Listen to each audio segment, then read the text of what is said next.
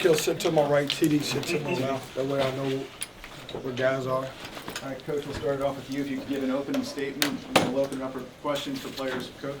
Yeah, first of all, I'd like to congratulate Hofstra on what a great year. Obviously I've known a lot about Hofstra being 3 years into the CAA, and Joe has done a tremendous job with that program. I told our guys that this will be as tough a game as we're going to play probably. That was my team's 2 years ago. My second year at UNCW, we played a Duke team with Brandon Ingram and had a chance to beat them in the NCAA. And then obviously my last year, same thing with UVA.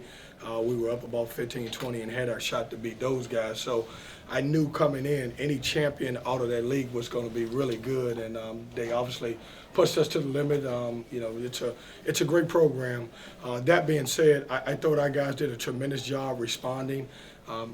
Just like anything else, when you don't make because we put so much emphasis on, making the big dance, when you don't make it, that's a tough thing, especially when you talk about 19, 20, 21-year-old guys. And these guys, I thought they came out and they responded. They gave me an honest, hard work yesterday in practice, and it paid off. And these two guys, obviously being veterans, I thought they carried us, and you can, also say that about C.J. Bryce. So we're excited. We're excited to move on. Our focus has completely changed. We're playing for a championship, and that's what we want. Questions? Coach, did you anticipate offensive rebounding and second chance points to play such a factor in this game? I don't know the final stats before, most of the way you were dominating it. Yeah, we talked about it. I told the guys, I look at the stats and we had 19 offensive rebounds. I went into the game saying in order for us to be successful, we had to have at least 12 offensive rebounds. And I thought our guys were great. Joe didn't play an untraditional zone where, when the ball hits the middle, it goes a little bit man-to-man, but I thought we did a good job of rebounding against it. Torrin, what were your thoughts on playing in Reynolds and kind of having the opportunity to play an important game in here in front of this crowd? We have some of the best fans in the country, so anytime we get to play and play in front of them is big for us and big for our team, big for the city of Raleigh and our fan base. So definitely fun, always fun to play in Reynolds. Torrin, for yourself, knowing this could have been your last game, obviously it's not at this point, but with that in mind, going into the half, trailing, how much more personal was it for you to come out and really have a strong performance in the second half in particular? Extremely important. You never want your career, or any season to end on a loss. So, that's what we're trying to do is win out and win a championship so we can end on a high note.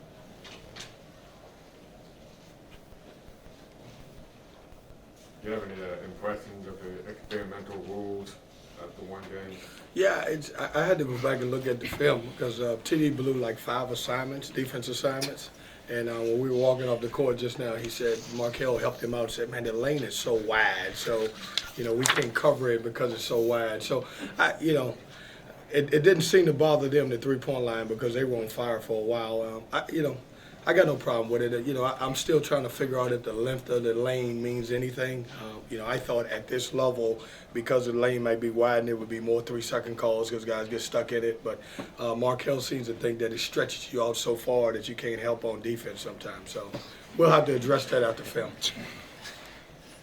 Markel, it seemed like you were kind of in takeover mode there at the end of the second half with Wright Foreman going off multiple times.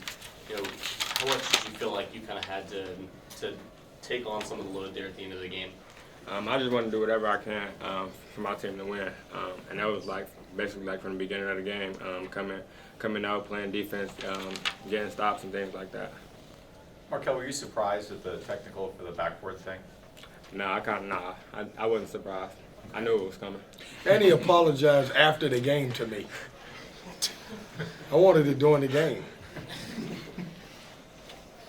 What are your thoughts on the kid, Foreman, number 3 for Hofstra? Yes, Me? sir. Yes, sir. Oh man, I've been playing against that young man for 3 years. He's tremendous. He's elite scorer. He's a tough guard because he can step behind the 3 and shoot it. He's shifty enough to get to the rim. What makes him really good is that he doesn't miss his free throws. So he draws a lot of fouls and he gets to the free throw line. And when you think about that league, it's always 1 or 2 really good players that come out of that league. And certainly, he's another one that has a chance to play for money one day. Coach, when you get to the end of the game, do you have to call plays, or you just say, Markel, who's the ball? What you're going to do? Well, if we go 2 or 3 possessions, I'll call a play. But Markel was feeling it, and I wanted him to play. And I thought he made some great plays down the stretch. And that's what, when you got a veteran point guard, sometimes as a coach, the best, smartest play you can do is just get out of the way and let him make plays. And I thought he did that tonight. Jordan, it seemed like on one of the cuts that you were making defensively, you kind of came up a little bit limp, in your knee. How are you feeling now after the game? I'm feeling great now. That was one of them that he blew a defense assignment, just so you know. Markel, you took the last 2 to the rack at the end of the game. Was that conscious, or that's just how the game developed? I was just playing. I was just taking whatever the defense gave me. I didn't really want to settle, shooting 3 or things like that. I just wanted to get the ball moving and get to the rack. Time for 1 or 2 more. This is the first post-conference tournament win of your head coaching career. Is that something that you have thought about or recognized in any capacity? I haven't, but this is the first time I've probably ever been favorite too, just so you know.